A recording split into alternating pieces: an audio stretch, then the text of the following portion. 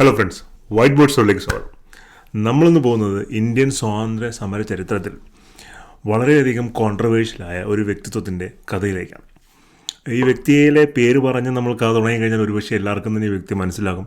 Indian സ്വാതന്ത്ര്യ സമര ചരിത്രത്തിൽ അല്ലെങ്കിൽ ഇന്ത്യൻ രാഷ്ട്രീയത്തിൽ ഇത്രയേറെ ചർച്ച ചെയ്യപ്പെട്ട ഇത്രയേറെ കോൺട്രവേഴ്സി അഭിപ്രായങ്ങൾ സ്വീകരിച്ചിട്ടുണ്ടെന്ന് വിശ്വസിക്കപ്പെടുന്ന മറ്റൊരു വ്യക്തിത്വം ഉണ്ടോ എന്ന് സംശയമാണ്. അപ്പോൾ അങ്ങനെ ഒരു വ്യക്തിയുടെ കഥയിലേക്കാണ് നമ്മളിന്ന് പോകുന്നത്. അപ്പോൾ നമ്മുടെ കഥ തുടങ്ങുന്നത് 1893 1893 മഹാരാഷ്ട്രയിലെ ബേഗൂർ എന്നൊരു ഗ്രാമം. അപ്പോൾ അന്നേ ദിവസം ബേഗൂറിൽ ശക്തമായി മഴ പെയ്യുകയാണ്. തുള്ളിക്കൊരു കുടം കണക്കെ മഴ തിമിർത്ത് പെയ്യുകയാണ്. അങ്ങനെ മഴ പെയ്തുകൊണ്ടിരിക്കുന്ന സമയത്ത് ഒരു 10 വയസ്സുള്ള പയ്യൻ ഓടിക്കിതച്ച് വരുവാണ്. അവൻ എങ്ങോട്ടാണ് ഓടുന്നത് നോക്കിക്കഴിഞ്ഞാൽ അവൻ ദൂരെയുള്ളൊരു ദുർഗാദേവി ക്ഷേത്രം ലക്ഷ്യമാക്കി ഓടുകയാണ്. അപ്പോൾ ഈ ദുർഗാക്ഷേത്രത്തിൽ ഇരിക്കുന്ന പൂജാരി അന്ന് മഴയായതുകൊണ്ട് തന്നെ ആരുമില്ല. അദ്ദേഹം അവിടെ ഇരിപ്പുണ്ട്. വെളിയിലോട്ട് നോക്കിയിട്ട് ദൂരെ നിന്ന് ഈ ഓടി വരുന്ന ഈ ബാലനെ കാണുന്നുണ്ട്. അപ്പോൾ പൂജാരി പെട്ടെന്ന് കരുതുന്നു, ഇവൻ എന്തിനാണ് ഇത്ര ഈ മഴയത്ത് ഓടി വരുന്നത് എന്ന്. അപ്പോൾ അമ്പലത്തിനടുത്ത് എത്തിയ ബാലൻ പൂജാരിയോട് പറഞ്ഞു, എനിക്കിന്ന് എൻ്റെ സഹോദരങ്ങളുടെ പേരിൽ കുറച്ച് പൂജകൾ ചെയ്യാനുണ്ട്, അതിന് വേണ്ടിയിട്ടാണ് വന്നതെന്ന് പറഞ്ഞു. അപ്പോൾ പൂജാരി ഉടനെ പറഞ്ഞു, അതിനെന്താ നീ ഈ മഴയത്ത് ഇത്ര തിമിർത്ത് പെയ്യുന്ന മഴയത്ത് നീ എന്തിനാണ് ഓടിക്കതച്ച് വരുന്നത്? നമുക്ക് ഏത് ദിവസം വേണോ ഇതിനെ പൂജ ചെയ്യാമല്ലോ. അല്ല, എനിക്ക് ഇന്ന് തന്നെ പൂജ ചെയ്യണം എന്ന് പറയുന്നു. അങ്ങനെ പൂജാരി ചെയ്യുന്നു. ശരി, നിൻ്റെ സഹോദരങ്ങളുടെ പേരും നക്ഷത്രവും ബാക്കിയുള്ള കാര്യങ്ങളൊക്കെ പറയട്ടെ എന്ന് പറയുന്നു.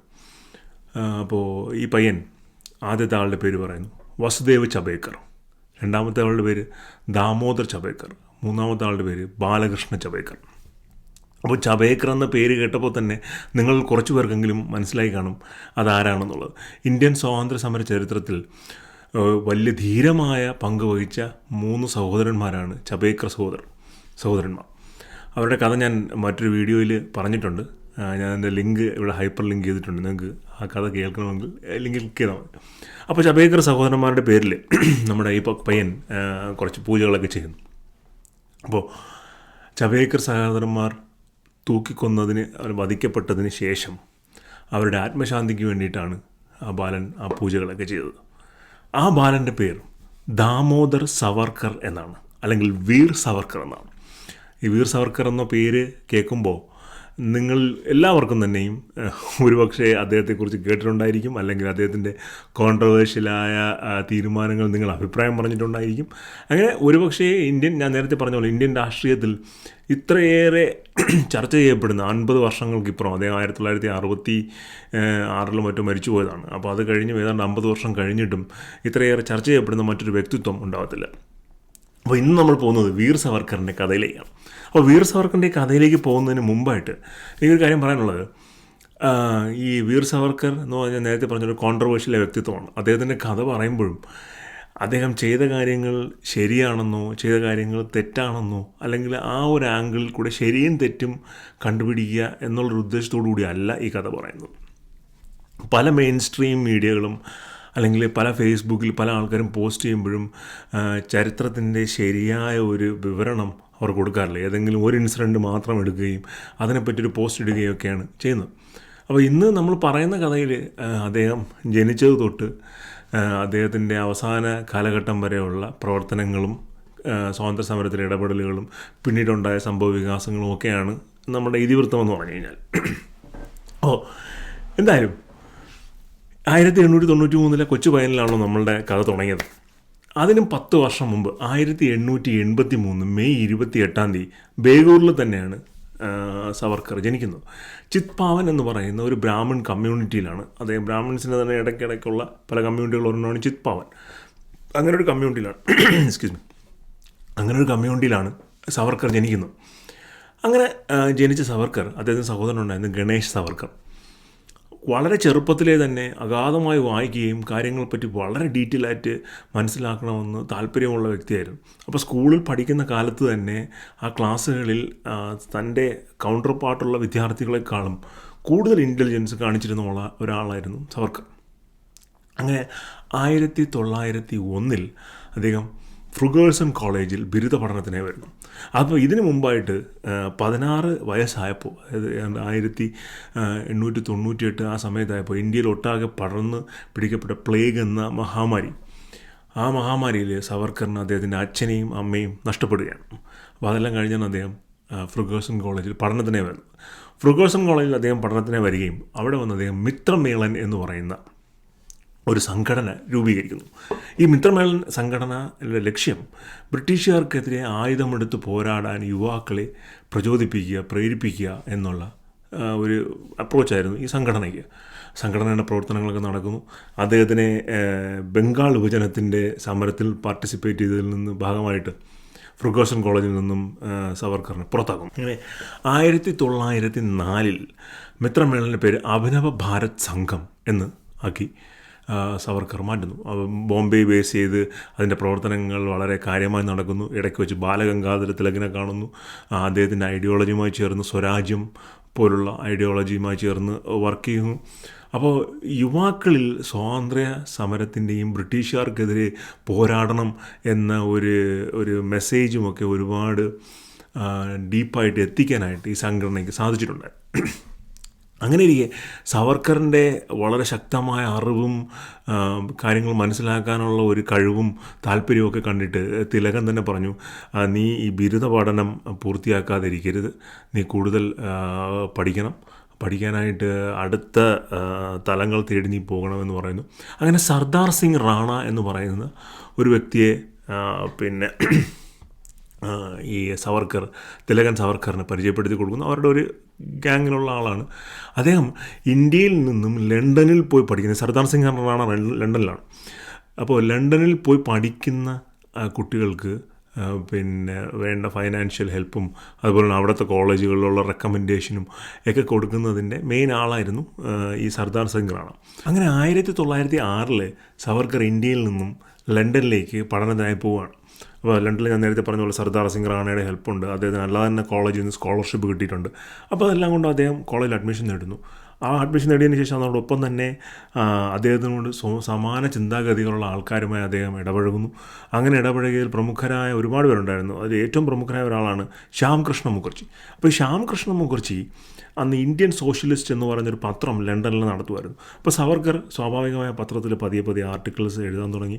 ഇന്ത്യൻ സ്വാതന്ത്ര്യ സമര ചരിത്രത്തെക്കുറിച്ച് അവിടെ ലണ്ടനിലുള്ള എലൈറ്റായ ആൾക്കാരുടെ ഇടയിൽ വലിയ പ്രചാരണം ഉണ്ടാക്കുക, നമ്മുടെ ആവശ്യങ്ങൾ എന്താണ്, നമുക്കുണ്ടാകുന്ന ബ്രിട്ടീഷ് ഭരണം കൊണ്ട് നമുക്കുണ്ടാകുന്ന ബുദ്ധിമുട്ടുകൾ എന്തൊക്കെയാണ് എന്ന് അവരുടെ ഇടയിൽ സ്പ്രെഡ് ചെയ്യുക എന്നുള്ളൊരു ഉദ്ദേശത്തോടു കൂടിയാണ് എഴുതിയത്. അങ്ങനെ ആ ആർട്ടിക്കിൾസ് എഴുതുന്നതോടൊപ്പം തന്നെ സവർക്കർ ഒരു പുസ്തകത്തിൻ്റെ രചനയിലും ഇൻവോൾവായിരുന്നു. ആ പുസ്തകമാണ് 1857 the first war of Indian independence. ആ പുസ്തകത്തിന് വലിയ ഇമ്പോർട്ടൻസ് ഉണ്ട്. കാര്യം ആദ്യത്തെ സ്വാതന്ത്ര്യ സമര ചരിത്രത്തിൻ്റെ ആ പോരാട്ടമുണ്ട്, ഫസ്റ്റ് വാർ ഓഫ് ഇൻഡിപെൻഡൻസ് 1857 അതുവരെ ശിപായി ലഹള സിപ്പോയ് മ്യൂട്ട്നി എന്നാണ് ബ്രിട്ടീഷുകാരെല്ലാം തന്നെ പറഞ്ഞത്. വെസ്റ്റേൺ ഹിസ്റ്റോറിയൻസ് എല്ലാം അങ്ങനെയാണ് പറഞ്ഞിരുന്നത്. കാര്യം അത് ജസ്റ്റ് കുറച്ച് പിന്നെ സൈന്യത്തിലുള്ള കുറച്ച് പട്ടാളക്കാർ ചേർന്ന് നടത്തിയ ഒരു ലഹളയാണ്, അതിന് മാത്രം അതിനും വെളിയിൽ വലിയ റീച്ചൊന്നുമില്ല എന്നുള്ള രീതിയിലായിരുന്നു ഇവരിതെല്ലാം പറഞ്ഞു വച്ചിരുന്നത്. പക്ഷേ ആദ്യമായിട്ട് ഇത് ഇന്ത്യയുടെ ആദ്യത്തെ സ്വാതന്ത്ര്യ സമര പോരാട്ടമാണെന്ന് വിശേഷിപ്പിച്ചത് സവർക്കറായി. ഈ ബുക്ക് ഇറങ്ങി 1909 ഈ ബുക്ക് ഇറങ്ങുന്നത്. ഈ ബുക്ക് ഇറങ്ങിയ ഉടനെ തന്നെ ബ്രിട്ടീഷുകാർ ഇത് കംപ്ലീറ്റ്ലി ബാൻ ചെയ്തു. ഇത് ഇന്ത്യയിൽ സെല് ചെയ്യാൻ പാടില്ല, ഇന്ത്യക്കാർ വായിക്കാൻ പാടില്ല എന്നുള്ള രീതിയിലായിരുന്നു. കാര്യം അതിന് പല റീസൺസ് ഉണ്ടായിരുന്നു. ഒരുപാട് റിസർച്ച് ചെയ്താണ് സവർക്കർ ഈ പുസ്തകം എഴുതിയിരുന്നത്. ഝാൻസി റാണിയൊക്കെ പറ്റി നമ്മൾ ഇന്ന് പല ബുക്കുകളിലും കാണുന്ന വീരോചിതമായ ലേഖനങ്ങൾ പലതിൻ്റെ സോഴ്സ് ഈ ബുക്കിൽ നിന്നാണ് വന്നത്. അതായത് ഝാൻസി റാണി ബാക്കിൽ സ്വന്തം കുഞ്ഞിനെയും കെട്ടി ദത്തുപുത്രനെയും കെട്ടിയിട്ടാണ് യുദ്ധം ചെയ്യുന്നതും, പിന്നെ ഝാൻസി റാണിയുടെ സഹയാത്രിയെ വരുന്ന ആൾ യുദ്ധം ചെയ്യുന്നതും, അങ്ങനെ എല്ലാ ഡീറ്റെയിൽസും വളരെ ഇൻസ്പയറിംഗ് ആയിട്ട് പ്രസൻറ്റ് ചെയ്തത് ഈ പുസ്തകത്തിലായിരുന്നു. പക്ഷേ അത് വന്നുകൊണ്ട് ബ്രിട്ടീഷുകാരത് ബാൻ ചെയ്തു. ഇതിനോടൊപ്പം തന്നെ ആ ബുക്കിൻ്റെ ഒരു നെഗറ്റീവ് തിങ് എന്താണെന്ന് പറഞ്ഞു കഴിഞ്ഞാൽ, ഒന്നാം സ്വാതന്ത്ര്യ സമരവുമായി ബന്ധപ്പെട്ട് പല സ്ഥലങ്ങളിലും ബ്രിട്ടീഷുകാരുടെ കുടുംബങ്ങളെയും കുട്ടികളെയും ആക്രമിക്കുന്ന ഒരു സാഹചര്യം ഉണ്ടായിരുന്നു. അപ്പോൾ ആ സാഹചര്യത്തിൽ അതിനെ ന്യായീകരിക്കുന്ന രീതിയിലുള്ള ഒരു പ്രസൻറ്റേഷനായിരുന്നു സവർക്കർ നടത്തിയിരുന്നത്. അതായത് ഓക്കെ, അവർ നമ്മൾ ആക്രമിക്കുന്നു, ഐ ഫോർ എൻ ഐ, അവർ നമ്മൾ ആക്രമിക്കുന്നു, നമ്മൾ അതുപോലെ തിരിച്ചാക്രമിക്കുന്നു എന്നുള്ള രീതിയിലായിരുന്നു. എന്തായാലും പുസ്തകം ബാൻ ചെയ്യപ്പെട്ടു. അപ്പോൾ അങ്ങനെ ഇരിക്കെ സവർക്കർ ലണ്ടനിൽ പോയിട്ട് അവിടെ ഒരു പുതിയ സംഘടന സ്ഥാപിക്കുന്നു. ആ സംഘടന പേരാണ് ഫ്രീ ഇന്ത്യ സൊസൈറ്റി. അപ്പോൾ ഈ ഫ്രീ ഇന്ത്യ സൊസൈറ്റിയിൽ പ്രധാന മെമ്പേഴ്സായിരുന്നത് മാഡം കാമ, ചതോപധ്യായ, അത് പേര് പ്രൊണൗൺസ് കുറച്ച് ബുദ്ധിമുട്ടാണ്. സരോജിനി നായിഡുവിൻ്റെ സഹോദരനാണ്. സർദാർ സിംഗ് റാണയൊക്കെയായിരുന്നു. ഈ മാഡം കാമ പലപ്പോഴും നമ്മൾ PSC പഠിക്കുന്ന നിങ്ങൾ പലരും ഓർത്തിരിക്കേണ്ട ഒരു പേരാണ് മാഡം കാമ എന്ന് പറഞ്ഞത്. മാഡം കാമ 1907 ഇന്ത്യൻ നാഷണൽ കോൺഗ്രസിൻ്റെ പതാക ആദ്യമായി ഉയർത്തിയ വനിതയാണ്. വളരെ വീരോജ്വലമായൊരു കഥയാണ്. അതെ, ദാദാഭായ് നവറോജിയുടെ സെക്രട്ടറി ആയിരുന്നു മാഡം കാമ. നമ്മുടെ ഇന്ത്യൻ സ്വാതന്ത്ര്യ സമരത്തിന് വേണ്ടിയിട്ട് ധീരമായി പോരാടുകയും അവസാനം കയ്യിൽ ഒരു കാശുമില്ലാതെ വളരെ കഷ്ടപ്പെട്ട് ആരും ശ്രദ്ധിക്കാനില്ലാതെ ദരിദ്രയായി മരിച്ചു പോകേണ്ടി വന്ന വലിയ അവസ്ഥയുള്ള ഒരു സിറ്റുവേഷൻ ഉണ്ടായിരുന്ന ഒരു ലേഡിയാണ്. പക്ഷേ അവരുടെ life story is very inspirational. Madam കാമയുടെ നമുക്ക് ഗൂഗിളിലൊക്കെ അത് അവൈലബിൾ ആണ്. അപ്പോൾ എന്തായാലും സവർക്കർ ഫ്രീ ഇന്ത്യ സൊസൈറ്റി സ്ഥാപിക്കുന്നു. ഇവരൊക്കെ മെയിൻ മെമ്പേഴ്സായിട്ട് വരുന്നു. ഇതിൻ്റെ അകത്ത് പ്രവർത്തനങ്ങൾ വീണ്ടും ലണ്ടനിൽ ബേസ് ചെയ്തിട്ടുള്ള പ്രവർത്തനങ്ങൾ വളരെ കാര്യമായി തന്നെ മുന്നോട്ട് പോകുന്നു. ഈ സവർക്കറിൻ്റെ പുസ്തകം 1857 first war of Indian independence എന്ന പുസ്തകം പ്രിൻ്റ് ചെയ്യാൻ പോലും പല പ്രസ്സുകളും തയ്യാറായിരുന്നില്ല. അദ്ദേഹം ജർമ്മനിയിലും പാരീസിലും പോയിട്ട് ഈ പുസ്തകം മറാത്തിയിൽ പ്രിൻ്റ് ചെയ്യാമെന്ന് ചോദിക്കുന്നുണ്ടായിരുന്നു. അപ്പോൾ അവർ പറഞ്ഞു, നമ്മൾ മറാത്തിയിൽ പ്രിൻ്റ് ചെയ്യാനായിട്ട് ഞങ്ങൾ ലിപികൾ ഒന്നും തന്നെ ഇല്ല, മറ്റേ അച്ച് വെച്ച് പ്രിൻ്റ് ചെയ്യുന്ന സംഭവമുള്ളൂ ഒന്ന്, അതൊന്നും തന്നെ ഇല്ല. അപ്പോൾ അതുകൊണ്ട് ഇത് പ്രിൻ്റ് ചെയ്യാൻ പറ്റില്ല. അങ്ങനെ പ്രിൻ്റ് പോലും കിട്ടാൻ ബുദ്ധിമുട്ടായിരുന്നു. പിന്നീടത് ഇംഗ്ലീഷിലൊക്കെ തർജ്ജിമ ചെയ്യപ്പെട്ടിട്ടുണ്ട്. ആ പുസ്തകം ഇന്നും ഓൺലൈനിലൊക്കെ അവൈലബിൾ ആണ്. അപ്പോൾ ഇതിൻ്റെ ഇടയ്ക്ക് ഈ സവർക്കറെ പറ്റി ഞാൻ നേരത്തെ പറഞ്ഞ പോലെ സവർക്കറെ പറ്റി പല കഥകളും പലരും പറയുമ്പോഴും മിസ് ചെയ്തു പോകുന്ന ഒരുപാട് ഫാക്ട്സ് ഉണ്ട്. ഈ ഫ്രീ ഇന്ത്യ സൊസൈറ്റിയുടെ കാര്യമൊന്നും അങ്ങനെ ആരും പറയാറില്ല. ഈ 1857 ഫസ്റ്റ് വാർ ഓഫ് ഇൻഡിപെൻഡൻസ് ഒന്നും ഞാൻ ബുക്കിൻ്റെ കാര്യം ആരും പറയാറില്ല. അതുപോലെ തന്നെ പറയാൻ വിട്ടുപോകുന്ന ഒരു കഥയാണ് മദൻലാൽ ഡിംഗ്രയുടെ കഥ. മദൻലാൽ ഡിംഗ്ര ആരാണെന്നൊരു പക്ഷേ നിങ്ങൾ ചോദിച്ചേക്കും. മദൻലാൽ ഡിംഗ്ര പറയണമെങ്കിൽ വെയ്ലി എന്ന് പറയുന്ന ലോർഡ് ജാക്സൺ വെയ്ലി എന്ന് പറയുന്ന ഒരു ഫോറിൻ ഓഫീസർ ഉണ്ടായിരുന്നു. അദ്ദേഹത്തിൻ്റെ കഥ പറയണം. അതായത് ലോർഡ് കേഴ്സൺ ആണല്ലോ നമ്മുടെ ബംഗാൾ വിഭജനം നടത്തുന്നത് 1905. അപ്പോൾ അതിനോടൊപ്പം ഈ ലോർഡ് കേഴ്സൻ്റെ തലയിൽ ഈ ബുദ്ധി ഉദിപ്പിച്ചു കൊടുത്ത ആൾ, ഇങ്ങനൊരു സംഭവം നടത്താമെന്ന് ലോർഡ് കേഴ്സന് പറഞ്ഞു കൊടുത്ത ആൾ പ്രധാനിയായിരുന്നു ഈ വെയ്ലി. അപ്പോൾ ഈ വെയ്ലി ഇന്ത്യയിൽ ഓഫീസറായിട്ട് നാസിക്കിലൊക്കെ അദ്ദേഹം ഡിസ്ട്രിക്ട് കളക്ടറോ കമ്മീഷണറോ ആയിട്ടൊക്കെ ജോലി ചെയ്തിട്ടുണ്ടായിരുന്നു. അപ്പോൾ ജോലി ചെയ്തിരിക്കുന്ന സമയത്ത് ഇന്ത്യക്കാരായ സ്വാതന്ത്ര്യ സമരത്തിൽ പോരാടുന്ന ആൾക്കാർക്കെല്ലാം തന്നെ തലവേദന സൃഷ്ടിച്ചിരുന്ന ഒരാളായിരുന്നു ഈ വെയ്ലി. അങ്ങനെ എനിക്ക് ഡോക്ടർ ദത്ത് എന്ന് പറയുന്ന വലിയ പ്രഗത്ഭനായ ഒരു ഡോക്ടറുണ്ട്. അപ്പോൾ അദ്ദേഹത്തിന് തൻ്റെ മകനായ മദൻലാലിനെ ലണ്ടനിൽ അയച്ച് പഠിപ്പിക്കണം. അപ്പോൾ അദ്ദേഹം ഈ വെയ്ലിയുടെ വളരെ അടുത്ത കൂട്ടുകാരനാണ്. അദ്ദേഹം വെയ്ലിയിലെടുത്ത് പറയുന്നു, എൻ്റെ മകനെ ലണ്ടനിൽ അയക്കണം, നിങ്ങൾ ലണ്ടനിലുണ്ട്, കാര്യങ്ങളൊക്കെ നോക്കിക്കോണം എന്ന് പറഞ്ഞു. അപ്പോൾ വെയ്ലി ഒന്നും അതൊന്നും കുഴപ്പമില്ല, അയച്ചാൽ മതി, നമുക്കെല്ലാം നോക്കാം, അവിടെ ഒരു പ്രശ്നമില്ല എന്നൊക്കെ പറയുന്നു. അങ്ങനെ ദത്ത് അദ്ദേഹത്തിൻ്റെ മകനായ മദൻലാലിനെ ലണ്ടനിലേക്ക് പഠിക്കാനായി അയക്കുന്നു. ലണ്ടനിൽ പഠിക്കാനായി എത്തുന്ന മദൻലാൽ വെയ്ലിയുടെ അടുത്ത് നിന്ന് തന്നെ കാര്യങ്ങളൊക്കെ പഠിക്കുന്നു, അതിനുള്ള സൗകര്യങ്ങളൊക്കെ കിട്ടുന്നു. അപ്പോൾ വളരെ എലൈറ്റായ ഒരു വിഭാഗമായിരുന്നു അവരുടെ. വിദ്യാഭ്യാസം കൊണ്ടും ധനം കൊണ്ടും എല്ലാം തന്നെയും സാധാരണക്കാരിൽ നിന്നും ഒത്തിരി മുകളിൽ നിൽക്കുന്ന ഒരു കുടുംബങ്ങളായിരുന്നു ഇവരെല്ലാം തന്നെ. അപ്പോൾ അവിടെ എത്തുന്ന മദൻലാൽ, ശരിക്കും പറഞ്ഞാൽ മദൻലാലിൻ്റെ ഉദ്ദേശം അതൊന്നുമല്ലായിരുന്നു.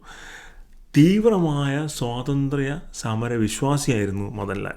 അത് ബ്രിട്ടീഷുകാർ ഇന്ത്യ ഭരിച്ചതുകൊണ്ട് ഇന്ത്യക്ക് യാതൊരു നേട്ടവുമില്ല, കോട്ടം മാത്രമേ ഉള്ളൂ എന്ന് വിശ്വസിച്ചിരുന്ന ഒരാളായിരുന്നു മദൻലാൽ.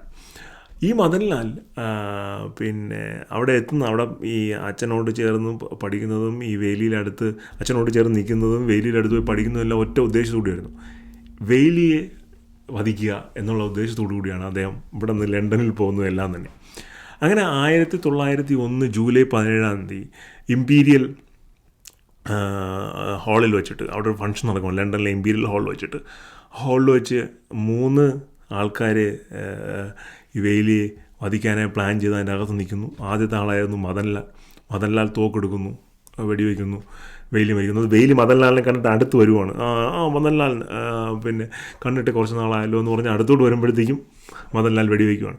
അന്ന് വെയ്ലിയുടെ ബോഡി ഗാർഡായിരുന്ന ലാൽ കൗക്ക എന്ന് പറയുന്ന ഒരു ഇന്ത്യൻ വ്യക്തിയും അവിടെ മരണപ്പെടുന്നു ഈ അറ്റാക്കിൻ്റെ ഭാഗമായിട്ട്. അപ്പോൾ ചുറ്റും വന്ന് പോലീസുകാരൊക്കെ മദൻലാലിനെ മൊത്തമായി വളയുന്നു, മദൻലാലിനെ പിടിക്കാൻ പോകുന്നു. അപ്പോൾ മദൻലാൽ പറയുവാണ്, എൻ്റെ കയ്യിൽ ഇനിയും തോക്കുണ്ട്, എൻ്റെ കാലിൻ്റെ സോക്സിൻ്റെ ഇടയിൽ തോക്കുണ്ട്, എൻ്റെ പുറകിൽ തോക്കുണ്ട്, പക്ഷേ എനിക്ക് നിങ്ങളാരും ഉപദ്രവിക്കേണ്ട കാര്യമില്ല, ഞാൻ അതിനല്ല വന്നത്, എനിക്ക് വലിയ ഉപദ്രവിക്കണമെന്ന് മാത്രമായിരുന്നു ഉദ്ദേശം, അത് കഴിഞ്ഞു, വലിയ വധിക്കണമെന്ന് മാത്രമായിരുന്നു ഉദ്ദേശം, എൻ്റെ ഉദ്ദേശം കഴിഞ്ഞു, ഇതാ നിങ്ങൾക്ക് എന്നെ കൊണ്ടുപോകാം എന്ന് പറയുന്നു. അപ്പോൾ അങ്ങനെ മദൻലാൽ പോലീസ് അറസ്റ്റ് ചെയ്യുന്നു, കൊണ്ടുപോകുന്നു. 1909 ഓഗസ്റ്റ് മാസം മദൻലാലിനെ ബ്രിട്ടീഷ് ഭരണകൂടം തൂക്കിക്കൊല്ലുകയാണ് ചെയ്യുന്നത്. തൂക്കിക്കൊല്ലാൻ പോകുന്നതിന് മുമ്പായിട്ട് മദൻലാലിൻ്റെ അടുത്ത് ചോദിക്കുന്നത് അവസാനം എന്തെങ്കിലും പറയാനുണ്ടോ എന്ന് ചോദിക്കുമ്പോൾ മദൻലാൽ പറയുന്നത്, എൻ്റെ അമ്മയാണ് ഭാരതം, ആ അമ്മയുടെ പുറത്തുള്ള നുഖമാണ് ഈ ബ്രിട്ടീഷ് ഭരണം, ആ നുഖം ആങ്കർ, ആ നുഖം എടുത്ത് മാറ്റുന്നതായിരിക്കും ഞാൻ പോരാടും, എൻ്റെ അമ്മയെ സ്വാതന്ത്ര്യത്തിലേക്ക് എത്തിക്കുക എന്നുള്ളതാണ് എൻ്റെ ജീവിത ലക്ഷ്യം, ഇനിയും ഒരു ജന്മം എടുത്താലും അത് ഇന്ത്യയിൽ തന്നെ എനിക്ക് ജനിക്കണം, എൻ്റെ അമ്മയ്ക്ക് വേണ്ടി എനിക്ക് പോരാടണം എന്നൊക്കെ പറയുവാണ്. അപ്പോൾ നമ്മൾ ഈ സ്വാതന്ത്ര്യ സമരവുമായി ബന്ധപ്പെട്ട് ഒരുപാട് വ്യക്തിത്വങ്ങൾ നമ്മൾ പലപ്പോഴും നമ്മുടെ ഹിസ്റ്ററി ബുക്കുകളിൽ പഠിച്ചതിൽ കൂടുതൽ ആൾക്കാർ തലങ്ങും വിലങ്ങും നോക്കാതെ പീരങ്കിക്കുഴലിലും തോക്കിൻകുഴലിലേക്കൊക്കെ നടന്നു കയറിയത് കൊണ്ടാണ് നമ്മളിന്ന് അനുഭവിക്കുന്ന സ്വാതന്ത്ര്യം നമുക്ക് കിട്ടിയത്. ഒരു സുപ്രഭാതത്തിൽ ബ്രിട്ടീഷുകാർ ഇട്ടിട്ട് പോയതല്ല. പലരും പല കാരണങ്ങളും ഞാൻ കഥ മാറ്റി പറയുന്നതല്ല, പക്ഷേ പല കാര്യങ്ങളും പറയുന്നത് സുഭാഷ് ചന്ദ്രബോസ് ഇൻ്റർനാഷണൽ ആർമി തുടങ്ങി, പിന്നെ ഗാന്ധിജി, ഭരണനാഥ്, ഇവരെല്ലാം ഇമ്പോർട്ടൻ്റ് ആണ്. പക്ഷേ അതോടൊപ്പം തന്നെ നമ്മൾ അറിഞ്ഞുകൂടാത്ത ഒട്ടനവധി ആൾക്കാർ, ഈ മദൻലാൽ ഡിങ്കറേയും ചബേക്കർ സഹോദരന്മാർ, ബൽവന്ത് റായ് പാത്കെ, അങ്ങനെ എത്രയോ പേരുടെ ജീവത്യാഗം കൊണ്ട് നമുക്ക് കിട്ടിയ അമൃതാണ് സ്വാതന്ത്ര്യം. സ്വാതന്ത്ര്യം തന്നെ അമൃതെന്ന് കവി പാടിയത് എന്തുമാത്രം അർത്ഥവത്താണെന്ന് നമ്മൾ ഇന്ന് നിമിഷത്തിൽ ഓർത്തു പോകണം. അപ്പോൾ എന്തായാലും നമുക്ക് കഥയിലേക്ക് തിരിച്ചു വരാം. അപ്പോൾ ഈ മദൻലാൽ ഡിങ്കറെ 1909 ഓഗസ്റ്റ് മാസം ബ്രിട്ടീഷ് പട്ടാളം തൂക്കിക്കൊന്നതിന് ശേഷം ഇന്ത്യക്കാരുടെ ഇടയിൽ തന്നെ ഒരു സംസാരം വരുന്നു, അത് മദൻലാൽ ചെയ്തത് ശരിയായില്ല, പിന്നെ അത് വെയിലിയെ അങ്ങനെ അറ്റാക്ക് ചെയ്യാൻ പാടില്ലായിരുന്നു എന്നുള്ള രീതിയിലൊക്കെ ഉള്ള സംസാരമൊക്കെ വരുന്നു. അങ്ങനെ എല്ലാവരും കൂടെ ചേർന്ന് യോഗം വിളിക്കുന്നു. ഈ യോഗത്തിൽ ഈ തൂക്കിക്കൊല്ലുന്നതിന് മുമ്പാണ് ഈ യോഗം നടക്കുന്നതാണ് എൻ്റെ ഓർമ്മ. തൂക്കിക്കൊല്ലുന്നതിന് മുമ്പ് യോഗം വിളിക്കുന്നു. അങ്ങനെ യോഗം വിളിക്കുമ്പോഴത്തേക്കും യോഗത്തിൽ വളരെ എലൈറ്റായിട്ടുള്ള ഇന്ത്യക്കാരെല്ലാം തന്നെ ഉണ്ട്. അപ്പോൾ സുരേന്ദ്രനാഥ് ബാനർജിയാണ് യോഗം ഹോസ്റ്റ് ചെയ്യുന്നത്. അദ്ദേഹം പറയുവാണ്, അന്ന് അദ്ദേഹത്തെ വളരെ എമിനൻ്റായ ഒരു ഇന്ത്യൻ ഫിഗറായിരുന്നു ലണ്ടനിൽ. അപ്പോൾ അദ്ദേഹം പറയുവാണ്, മദൻലാൽ ഡിങ്കറെ ചെയ്തത് തെറ്റാണ്, ഈ പ്രമേയം എന്ന് പറഞ്ഞാൽ പ്രമേയം അവതരിപ്പിക്കുകയാണ് അവർ, ഈ പ്രമേയം ഈ ഇരിക്കുന്ന എല്ലാ ആൾക്കാരും പിന്നെ യുനാനിമസ് ആയിട്ട് അംഗീകരിക്കണം എന്ന് പറയുന്നു. അപ്പം പെട്ടെന്ന് സദസ്സിൽ ഒരു ശബ്ദമില്ല. ഉടനെ സുരേന്ദ്രനാഥ് ബാനർജി പറയുന്നു, ഓക്കെ, മൗനം നമ്മൾ അംഗീകാരമായി എടുക്കുകയാണ്, മദൻലാൽ ചെയ്തത് തെറ്റായിപ്പോയി, ഇത് ഈ പ്രമേയം അംഗീകരിക്കുന്നുവെന്ന് പറഞ്ഞ് നിർത്താൻ തുടങ്ങുമ്പോഴത്തേക്കും അങ്ങനെ യുനാനിമസായി ഇത് അംഗീകരിക്കാൻ പറ്റില്ല, ഏകകണ്ഠമായി ഈ പ്രമേയം അംഗീകരിച്ചാൽ നിങ്ങൾ കണക്ക് കൂട്ടണ്ട, ഞാൻ മദൻലാലിനെ തെറ്റുകാരനാണെന്ന് പറയില്ല എന്ന് ബാക്കിൽ നിന്നൊരു ശബ്ദം കേൾക്കും. അപ്പോൾ സുരേന്ദ്ര ബാനർജി എത്തി നോക്കുമ്പോഴത്തേക്കും സവർക്കറാണ്. സവർക്കർ പറയുന്നു, മദൻലാൽ പോരാടിയത് ഇന്ത്യക്ക് വേണ്ടിയാണ്, ബ്രിട്ടീഷുകാരെ ഇന്ത്യയിൽ നിന്നും മാറ്റുക എന്ന ലക്ഷ്യത്തിന് വേണ്ടിയിട്ടാണ് പോരാടിയത്, അദ്ദേഹത്തിന് തെറ്റുകാരനാണെന്ന് പറയാൻ ഞാൻ സമ്മതിക്കുകയില്ല എന്ന് പറഞ്ഞിട്ട് സവർക്കർ സഭയിൽ നിന്ന് ഇറങ്ങിപ്പോകും. അപ്പോൾ ആ ഒരു ഇൻസിഡൻറ്റിലാണ് ശരിക്കും പറഞ്ഞാൽ അവിടെ നിൽക്കുന്ന ആൾക്കാരുടെ ഇടയിലെല്ലാം സവർക്കർ എന്ന് പറയുന്നൊരു വ്യക്തിത്വം നെക്സ്റ്റ് ലെവലിലേക്ക് പോകുന്നു. അദ്ദേഹം കുറേ റവല്യൂഷണറി ഈവൻസും പരിപാടികളും ഒക്കെ ചെയ്തിട്ടുണ്ടായിരുന്നു. പക്ഷേ ഔട്ട്റൈറ്റ്ലി ഇത്ര ഓപ്പണായിട്ട് അവിടുത്തെ വലിയ എലൈറ്റായിട്ടുള്ള ആൾക്കാരെ പോലും തെറ്റാണെന്ന് പറയാനുള്ള ഒരു ധൈര്യം കാണിക്കുന്നതിലൂടെയാണ് സവർക്കർ ശരിക്കും പറഞ്ഞാൽ ഒരു അടുത്ത ലെവലിലോട്ട് കയറിപ്പോകുന്നു. പിന്നീട് സവർക്കർ ലണ്ടനിൽ ഉടനീളം ചെറിയ ലഘുലേഖകൾ വിതരണം ചെയ്യാൻ തുടങ്ങുന്നു. ഓരോരുത്തർക്കും വേണ്ടിയിട്ടുള്ള ഈ സ്വാതന്ത്ര്യ സമരത്തിനെ പറ്റിയിട്ടുള്ള ലഘുലേഖകൾ ലണ്ടനിലുടനീളം വിതരണം ചെയ്യാനായിട്ട് സ്റ്റാർട്ട് ചെയ്തു. അപ്പോൾ ഇതൊക്കെ പോലീസിൻ്റെ അറ്റൻഷൻ വരുന്നുണ്ട്. ഇതിൻ്റെ ഇടയ്ക്കെല്ലാം പോലീസിൻ്റെ അറ്റൻഷൻ ഇങ്ങനെ നോക്കുന്നു, ഇവൻ പ്രശ്നക്കാരനാണ്, ഇവനെ നമ്മൾ പിടിക്കണം എന്ന് ലണ്ടൻ പോലീസ് ഇങ്ങനെ നോക്കുന്നുണ്ട്. പക്ഷേ പിടിക്കാനായിട്ട് ശരിക്കുള്ള കാരണവും കിട്ടുന്നില്ല. അങ്ങനെ ഇരിക്കുകയാണ് നാസിക് കളക്ടറായിരുന്ന ജാക്സൺ സാഹിബ്. അപ്പോൾ ഈ ജാക്സൺ സാഹിബ് ഇതുപോലെ ഇന്ത്യക്കാർക്ക് പ്രശ്നം ഉണ്ടാക്കിയിരിക്കുന്ന ഒരു വ്യക്തിത്വമാണ്. ഇയാളെ വധിക്കാനായിട്ട് ഒരു കൂട്ടം ആൾക്കാർ പ്ലാൻ ചെയ്യുന്നു. അന്ന് വധിക്കാനായി പ്ലാൻ ചെയ്യുന്നത് ആനന്ദ് ലക്ഷ്മൺ കൻഹാരെ, വിനായക് ദേശ്പാണ്ഡെ, ക്രിഷ് ഗോപാൽ കൈവ്, ഇവർ 3 പേരും കൂടെ ചേർന്നാണ് ഈ ജാക്സൺ സാഹിബിനെ വധിക്കാനായി ഒരു പ്ലാൻ ഇടുന്നത്. അതിൽ ആനന്ദ് ലക്ഷ്മൺ കൻഹാരെ തന്നെ പ്രവൃത്തി കംപ്ലീറ്റ് ചെയ്യുന്നു. ബാക്കിയുള്ളവരുടെ ആവശ്യം വന്നില്ല, ബാക്കപ്പ് പ്ലാൻ ആയിരുന്നു ബാക്കി 2 പേരും. പക്ഷേ അവരുടെ ആവശ്യം വരാതെ തന്നെ ആനന്ദ് ലക്ഷ്മൺ അത് നിർവഹിക്കുന്നു.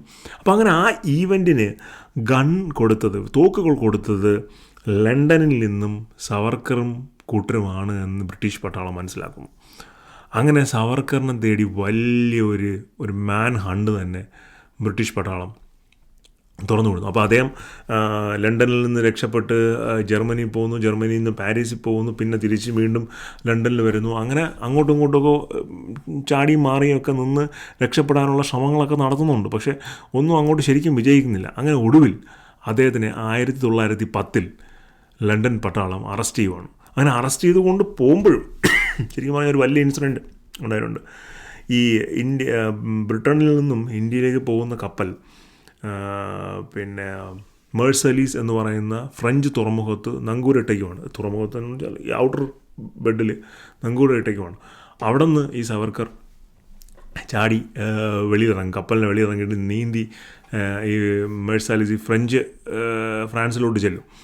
അങ്ങനെ അപ്പോൾ സവർക്കർ നിയമം പഠിച്ചതുകൊണ്ട് തന്നെ അദ്ദേഹത്തിന് അറിയാം ഫ്രാൻസും ഇംഗ്ലണ്ടും തമ്മിൽ കുറ്റവാളികളെ കൈമാറാനുള്ള കരാറില്ല.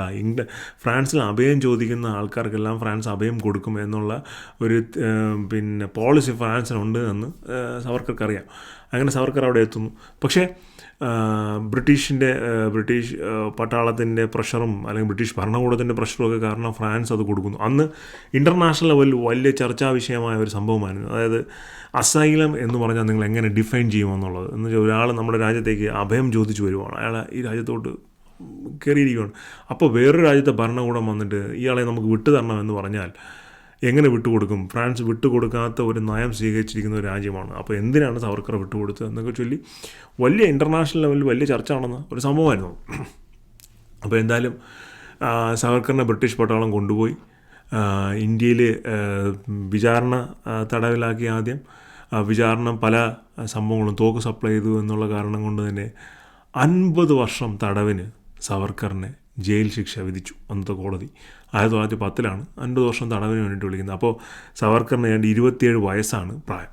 അപ്പോൾ അങ്ങനെ 50 വർഷത്തെ ജയിൽ ശിക്ഷയ്ക്ക് വിധിച്ച സവർക്കറിനെ ആദ്യം ആൻഡമാനിൽ കൊണ്ടുപോയി, കാലാപാനി എന്ന് പറയുന്ന ജയിലിൽ കൊണ്ടുപോയി. അവിടെ വെച്ചിട്ടാണ് ഈ എന്താ പറയുക വളരെ കുപ്രസിദ്ധമായ ഷൂ നക്കൽ സംഭവം നടക്കുന്നത്. നമ്മുടെ കാലാപാനി സിനിമയിൽ മോഹൻലാലിൻ്റെ ക്യാരക്ടർ ചെയ്യുന്ന അമരീഷ് പുരിയുടെ ഷൂ ലിക്ക് ചെയ്യുന്ന ഒരു സീനുണ്ട്. അതിനോട് സമാനമായൊരു സംഭവം സവർക്കറുടെ ജീവിതത്തിൽ നടന്നു വന്നു. അത് വെച്ച് അദ്ദേഹത്തിന് ഇന്നും ട്രോളുന്നതും അദ്ദേഹത്തിനെതിരെ കംപ്ലൈൻറ്റ് പറയുന്നതായിട്ടുള്ള ആൾക്കാരൊക്കെ ഉണ്ട്. അപ്പോൾ ശരിക്കും അങ്ങനെ ഒരു സംഭവം അവിടെ നടന്നിട്ടുണ്ടാവും. കാര്യം 1910 ഈ അദ്ദേഹത്തിനെ കൊണ്ടുപോയ ജയിലുകൾ അത് ആദ്യം ആൻഡമാനായിരുന്നു, പിന്നീട് ആലപ്പൂർ ജയിലിലായിരുന്നു, അത് ഇന്ത്യക്കകത്താണ്. പിന്നെ രത്നഗിരി എന്ന് പറയുന്ന മഹാരാഷ്ട്രയിലെ വേറൊരു ജയിലായിരുന്നു. അവിടെ ശരിക്കും ഹൗസ് അറസ്റ്റായിരുന്നു. 1910 തൊട്ട് 1924 വരെ അദ്ദേഹം പല ജയിലുകളിലായിരുന്നു. 24 തൊട്ട് 1937 വരെ രത്നഗിരിയിൽ തന്നെ അദ്ദേഹം ഹൗസ് അറസ്റ്റായിരുന്നു. അതായത് ആ ജില്ല വിട്ട് വെളിയിൽ പോകാൻ പാടില്ല, വീടല്ല, ആ ജില്ല വിട്ട് വെളിയിൽ പോകാൻ പാടില്ല എന്നുള്ള രീതിയിലായിരുന്നു. അപ്പോൾ ഈ 1910 ആൻഡമാൻ ജയിലുകളിലെത്തുന്ന സവർക്കർക്ക് നേരിടേണ്ടി വന്ന പീഡനം ഭയങ്കരമായിരുന്നു. ഒന്ന്, ബ്രിട്ടീഷ് പട്ടാളത്തിൻ്റെ ഭയങ്കരമായ പീഡനം ഉണ്ടായിരുന്നു. പിന്നെ ഈ കുപ്രസിദ്ധരായ കുറ്റവാളികളെയാണ് ഈ ആൻഡമാൻ ജയിലുകളിൽ കൊണ്ടുവന്ന് താമസിച്ചിരുന്നത്. ശരിക്കും പറഞ്ഞാൽ നാടുകടത്തലാണ്, അതൊരു ഐലൻഡാണല്ലോ. അപ്പോൾ ചുറ്റും വെള്ളം മാത്രമേ ഉള്ളൂ, ഒറ്റ വേയേ ഉള്ളൂ ഇൻ ആൻഡ് ഔട്ടായിട്ട്. അപ്പോൾ അവിടെ നിന്ന് ഒരുത്തനും രക്ഷപ്പെട്ട് വെളിയിൽ പോകണ്ട എന്നുള്ളൊരു ഐഡിയോളജിയിലാണ് ഈ ആൻഡമാൻ ജയിലുകളിൽ കൊണ്ട് താമസിപ്പിച്ചത്. അതും അവിടുത്തെ ജയിലുകളുടെ സ്ഥിതിയൊക്കെ വളരെ മോശമായിരുന്നു. അതിൻ്റെ റെക്കോർഡ്സ് പറയുന്നത് എന്താണെന്ന് വെച്ചാൽ സവർക്കറുടെ ഒരു 5 അടിയോ 6 അടിയോ മറ്റോ പൊക്കം, അത്രയും തന്നെ നീളമുള്ള ഒരു മുറി, അത് സോളിറ്ററി കൺഫൈൻമെൻ്റ് എന്ന് പറയും, വെളിച്ചം പോലും കിടക്കാത്തൊരു മുറിയുണ്ട്. ആ മുറിയിലായിരുന്നു അവർ മാസങ്ങളോളം താമസിപ്പിച്ചിരുന്നത്. അതിനകത്ത് തന്നെ ആഹാരം കഴിക്കുന്നത്, അതിൻ്റെ അകത്ത് തന്നെ മലമൂത്ര വിസർജനമെല്ലാം. അപ്പോൾ അങ്ങനത്തെ ഒരു സാഹചര്യമൊക്കെ അദ്ദേഹത്തിന് അവിടെ നേരിടേണ്ടി വന്നിട്ടുണ്ടായിരുന്നു. അപ്പോൾ അതിനോടൊപ്പം തന്നെ അദ്ദേഹം ബ്രിട്ടീഷുകാർക്ക് മേഴ്സി പെറ്റീഷൻസ് കൊടുത്തിട്ടുണ്ട്. അതായത് എന്നെ ഇവിടെ നിന്ന് ലീവ് ചെയ്യണം, ഞാൻ ബ്രിട്ടീഷുകാരുടെ നിയമത്തിനനുസരിച്ച് പ്രവർത്തിച്ചു കൊള്ളാം എന്നൊക്കെയുള്ള രീതിയിൽ ഉള്ള പെറ്റീഷൻസ് അദ്ദേഹം ബ്രിട്ടീഷുകാർക്ക് കൊടുത്തിട്ടുണ്ട്. ഏതാണ്ട് 5-6 പെറ്റീഷൻസ് 1910 24 ഇടയ്ക്ക് അദ്ദേഹം ബ്രിട്ടീഷുകാർക്ക് കൊടുത്തിട്ടുണ്ടായിരുന്നു. അതുമാത്രമല്ല, ഇതിൻ്റെ ഇടയ്ക്ക് പല സാഹചര്യത്തിലും പല രാഷ്ട്രീയ നേതാക്കളും സവർക്കറെ അവിടെ നിന്ന് വെളിയിൽ കൊണ്ടുവരണം എന്നുള്ള ഒരു വ്യൂ പോയിൻ്റ് കീപ്പ് ചെയ്യുകയും ബ്രിട്ടീഷുകാരോട് അതിനെ ആവശ്യപ്പെടുകയൊക്കെ ചെയ്തിട്ടുണ്ടായിരുന്നു. അപ്പം അതെല്ലാം കഴിഞ്ഞാണ് 1924 അദ്ദേഹത്തിനെ രത്നഗിരിയിൽ കൊണ്ടുവരുന്നത്. രത്നഗിരിയിൽ വന്നതിന് ശേഷം ശരിക്കും സവർക്കർ എന്ന് പറയുന്ന വ്യക്തിത്വത്തിൻ്റെ ഒരു ട്രാൻസ്ഫോർമേഷനായിരുന്നു 1924 ശേഷം പിന്നീട് ഇങ്ങോട്ട്. കാര്യം അതിന് മുമ്പ് ഇന്ത്യ നമ്മൾ ബ്രിട്ടീഷുകാർക്കെതിരെ പോരാടണം, ബ്രിട്ടീഷുകാരുടെ പിന്നെ ഭരണം നമ്മൾ അംഗീകരിക്കാൻ പാടില്ല എന്നൊക്കെയുള്ളൊരു അപ്രോച്ചായിരുന്നു.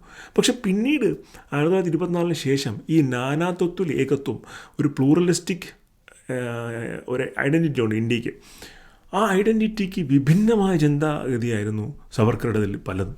കാര്യം അദ്ദേഹം ഞാൻ പറഞ്ഞല്ലോ 1924 ശേഷം വന്നിട്ട് ഹിന്ദുക്കളെല്ലാം ഒന്നിച്ച് നിൽക്കണം എന്നുള്ളൊരു ഐഡിയോളജി കൊണ്ടു. അപ്പം അങ്ങനെ ഒരു ഐഡിയോളജിയുടെ ഭാഗമായിട്ട് അദ്ദേഹം 1931 പട്ടിത് പവൻ മന്ദിർ എന്ന് പറഞ്ഞുകൊണ്ട് ഒരു അമ്പലമൊക്കെ തന്നെ സ്ഥാപിച്ചായിരുന്നു. എല്ലാ അൺടച്ചബിളായിട്ടുള്ള ആൾക്കാർക്കും അവിടെ അമ്പലത്തിൽ കയറാം. അതിൻ്റെ പിന്നെ അമ്പലത്തിൻ്റെ വിഗ്രഹം സ്ഥാപിച്ചതും ഒരു അൺടച്ചബിളായിട്ടുള്ള ആൾ തന്നെയായിരുന്നു, താഴ്ന്ന ജാതിയിലുള്ള ഒരാൾ തന്നെയായിരുന്നു. ഹിന്ദുക്കളിൽ ജാതിയില്ല, പിന്നെ ഹിന്ദുക്കളെല്ലാം ഒന്നാണ് എന്നുള്ളൊരു അപ്രോച്ചായിരുന്നു. അതിൻ്റെ ഭാഗമായിട്ടാണ് ഈ അമ്പലം സ്ഥാപിച്ചതും എല്ലാം തന്നെ. ഈ 1931 കഴിഞ്ഞും പിന്നീടും വളരെ ശക്തമായി ഈ വാദം, ഹിന്ദുക്കൾ ഒറ്റയ്ക്ക് നിൽക്കണം എന്നുള്ളൊരു വാദം അദ്ദേഹം മുന്നോട്ട് വച്ചിട്ടുണ്ടായിരുന്നു. ഈവൻ ഹിന്ദുക്കളുടെ രാഷ്ട്രമാണ് ഇന്ത്യ ഹിന്ദുക്കൾക്ക് വേണ്ടിയുള്ളതാണെന്ന് പറഞ്ഞിട്ടുണ്ടായിരുന്നു. പക്ഷേ പലരും പറയുന്നത് പോലെ രണ്ട് രാഷ്ട്രം, ഹിന്ദുക്കൾക്കൊരു രാഷ്ട്രം, മുസ്ലിമുകൾക്കൊരു രാഷ്ട്രം എന്ന് പറയുന്ന ചിന്താഗതി ആദ്യം പറഞ്ഞത് സവർക്കറല്ല. 1888 മീററ്റിൽ നടന്നൊരു പ്രസംഗത്തിൽ സർ സയ്യിദ് അഹമ്മദ് ഖാനാണ് ആദ്യമായിട്ടൊക്കെ പാകിസ്ഥാൻ എന്നല്ല, മുസ്ലിമുകൾക്ക് പ്രത്യേകം ഒരു രാജ്യം വേണം, ഹിന്ദുക്കൾക്ക് പ്രത്യേകം ഒരു രാജ്യം വേണം എന്നൊരു കോൺസെപ്റ്റ് കൊണ്ടുവരുന്നു.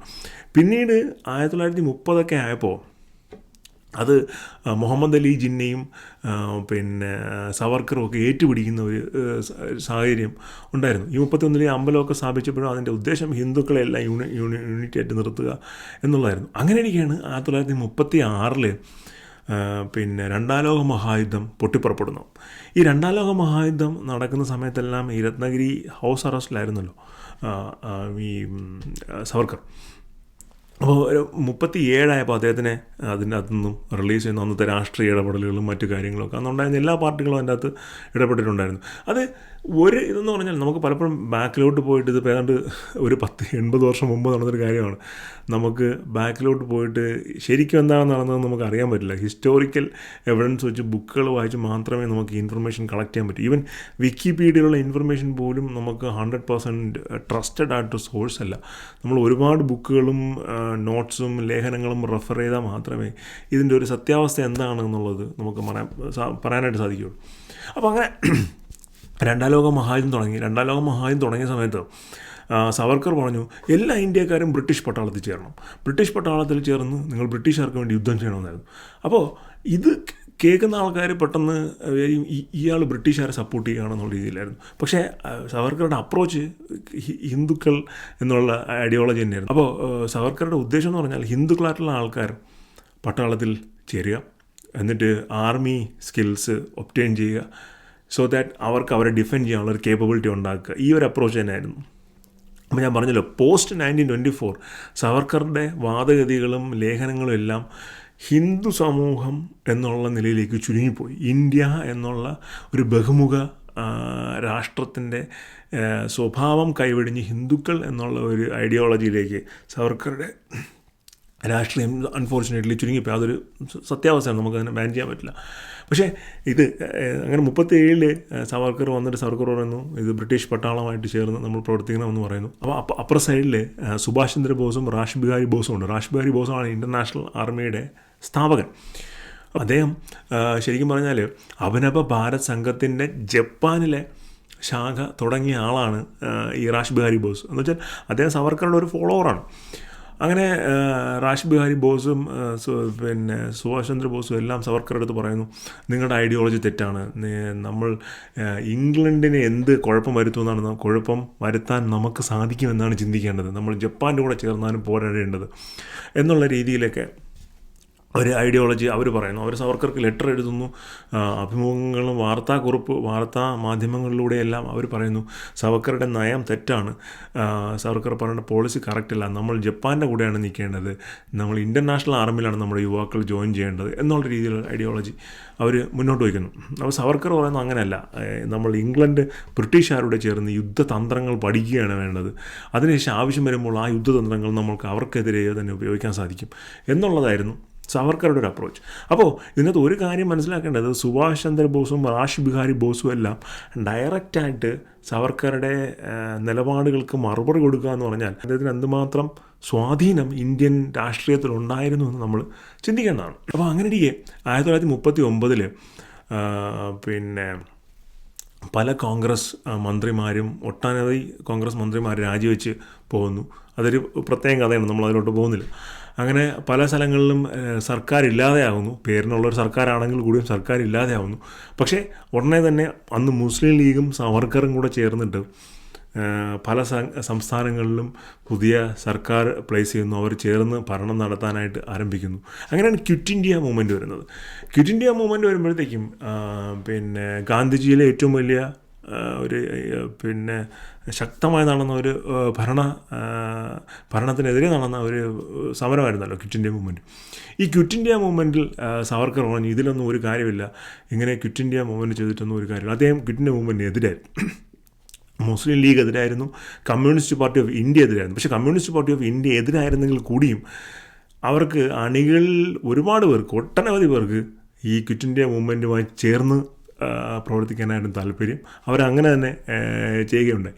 അങ്ങനെ ഈ ക്വിറ്റ് ഇന്ത്യ മൂവ്മെൻറ്റ് നമ്മൾ ഇന്ന് പല വാർത്താ മാധ്യമങ്ങളിലും നമ്മൾ പറയും ഈ ക്വിറ്റ് ഇന്ത്യ മൂവ്മെൻറ്റിൽ പിന്നെ ഇന്ന ആൾ പങ്കെടുത്തില്ല. ശരിക്കും പറഞ്ഞാൽ ക്വിറ്റ് ഇന്ത്യ മൂവ്മെൻറ്റിൽ അന്നത്തെ പ്രമുഖരായ ഒരുപാട് രാഷ്ട്രീയ പാർട്ടികൾ അതിൽ നിന്നും വിട്ട് നിന്നിട്ടുണ്ടായിരുന്നു. അപ്പോൾ അത് മാത്രമല്ല, ഇതിൽ over the course of time സവർക്കറിനൊരു ഫീലുണ്ടായി ഇൻ്റർനാഷണൽ കോൺഗ്രസ് മൊത്തത്തിൽ മുസ്ലിം അപ്പീസ്മെൻറ്റിനായിട്ട് മൂവ് ചെയ്യുന്നു, അവരുടെ പ്രവർത്തനങ്ങൾ ആ രീതിയിലാണ് എന്നൊക്കെയുള്ള രീതിയിലാണ്. പക്ഷേ സവർക്കർ ഇങ്ങനെ ചിന്തിക്കുമ്പോഴത്തേക്കും അപ്പുറ സൈഡിൽ മുഹമ്മദ് അലി ജിന്ന ചിന്തിക്കുന്നത് അല്ല, ഇൻ്റർനാഷണൽ കോൺഗ്രസ് കംപ്ലീറ്റ്ലി ഹിന്ദുക്കൾക്ക് സൈഡിലോട്ടാണ് പോകുന്നത്, അതിൻ്റെ പോളിസി എല്ലാം ഹിന്ദുക്കളുടെ താല്പര്യമുള്ള രീതിയിലാണ്, അതുകൊണ്ട് എനിക്ക് പ്രത്യേകം രാജ്യം വേണം എന്നൊക്കെയുള്ള ഐഡിയോളജിയായിരുന്നു. അന്നൊക്കെ ഇവരെല്ലാം രാഷ്ട്രീയപരമായി ബന്ധപ്പെട്ടുന്നതുകൊണ്ട് ഇതൊക്കെ രാഷ്ട്രീയപരമായ ഐഡിയോളജിക്കകത്തുള്ള വ്യത്യാസങ്ങളാണ്. അപ്പോൾ അങ്ങനെ പിന്നീട് സവർക്കർ പിന്നെ ക്വിറ്റ് ഇന്ത്യ മൂവ്മെൻറ്റ് നടക്കുന്നു, ബ്രിട്ടീഷുകാർ പോകുന്നു. അത് കഴിഞ്ഞാണ് ഗാന്ധിജിയുടെ മരണം സംഭവിക്കുന്നത്. നമുക്ക് വലിയൊരു തീരാ കളങ്കമായി നിൽക്കുന്നൊരു മരണമായിരുന്നു. അദ്ദേഹം വയസ്സായി മരണപ്പെടുന്ന പോലല്ല ഒരാൾ വധിക്കപ്പെടുന്നു. നമ്മുടെ സ്വാതന്ത്ര്യ സമരത്തിൽ സമരം 4 ദിക്കിലോട്ടും 4 പാടും പോകുന്ന സമയത്ത് അതിനെ ഏകോപിപ്പിച്ച് ഒറ്റ നിലയിൽ നമ്മുടെ പോരാട്ടം ബ്രിട്ടീഷുകാർക്കെതിരെയാണ് എന്ന് പറഞ്ഞ വ്യക്തിയായിരുന്നു ഗാന്ധിജി. അദ്ദേഹത്തിന് മുമ്പ് ഒരാൾക്ക് പോലും ആ ഒരു യൂണിറ്റി കൊണ്ടുവരാനായിട്ട് സാധിച്ചിരുന്നില്ല. അതാണ് ഗാന്ധിജിയുടെ ഇന്ത്യൻ സ്വാതന്ത്ര്യ സമര ചരിത്രത്തിലുള്ള ഏറ്റവും വലിയ റോൾ.